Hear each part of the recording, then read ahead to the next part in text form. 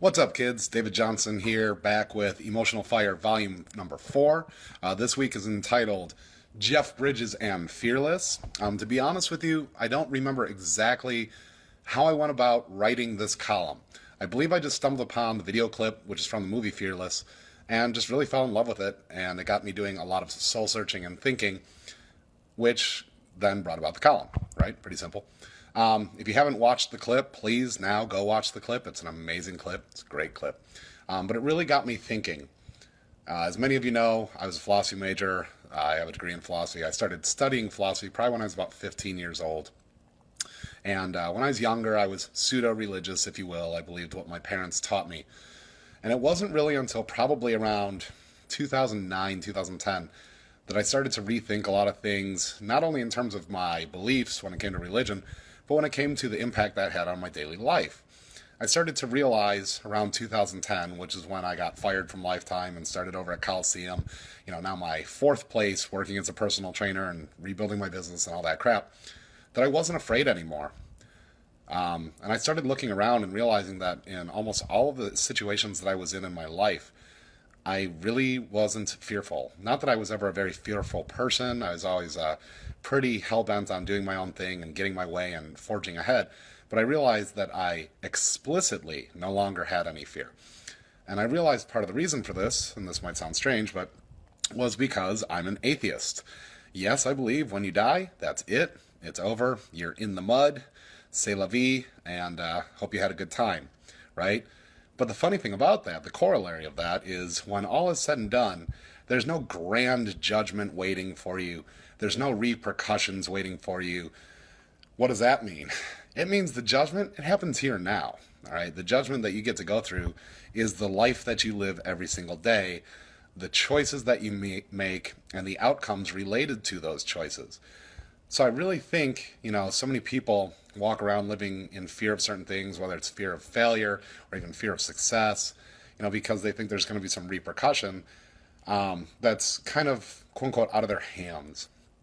And as an atheist, I realized, what? There's a lot of stuff in this world that's completely outside of my hands. I have no control over it, so why sit there, waste time thinking about it and worrying about it? And then there's some things that are within my control, and I could be afraid, or I could face them head on and challenge those things. And so, I chose the latter, which dovetails nicely with this quote from the movie Gladiator: "Death smiles at us all. All a man can do is smile back." It's not about how you die, it's about how you face that death, so to speak. I was going through a big phase when I wrote this. I was reading all these works on Genghis Khan, and I referenced that about how they talked about putting on the cold face, almost a mask where, you just look out at the world, look out at everything before you, any challenge, anything that needs to be conquered, and it doesn't faze you. You just keep stoic and move forward, with a little smirk if need be, but for the most part, you just get it done, right? So I end this column with the words, I want to walk to the edge of the cliff, to the edge of the world, and stare over the edge. I want to feel that momentary fear wash over me and then yell it down, like Jeff Bridges did in this clip. I want to feel that wave of calm and joy and love of life wash over me afterwards. Fear and joy are opposites. You can have one or the other, not both. Which I absolutely believe is true. You can walk around scared shitless your whole life, or you can be in love with life and pursue the things that make you in love with life. You can't do both.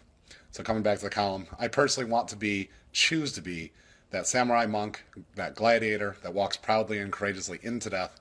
I want to make sure that when I wake up every morning and live my life every day, that there's only one fear lurking in the back of my mind, that I left something in the tank, that I didn't do it all, that I didn't live 100% with the pedal through the floor at all times because fear held me back.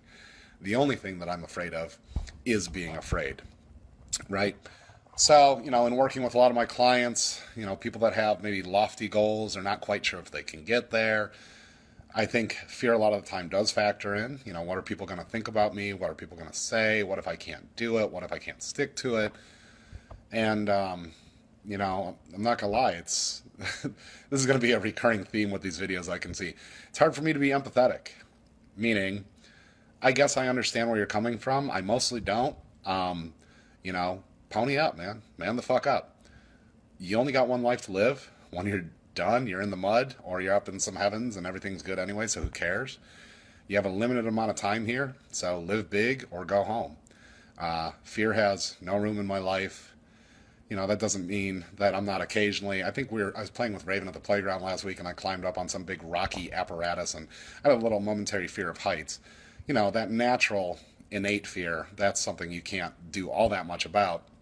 But I'm talking more about how you go about your days. You know, when you have to talk to somebody for the first time, when you have to do a job interview, when you have to do some public speaking, when you have to get up on stage pretty much naked except with this little strip of ribbon covering your naughty bits, all right, for all you competitors out there.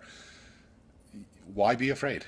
You know, you chose to put yourself in the situation, and all things considered, it should lead to an even cooler life and an even cooler time on this planet.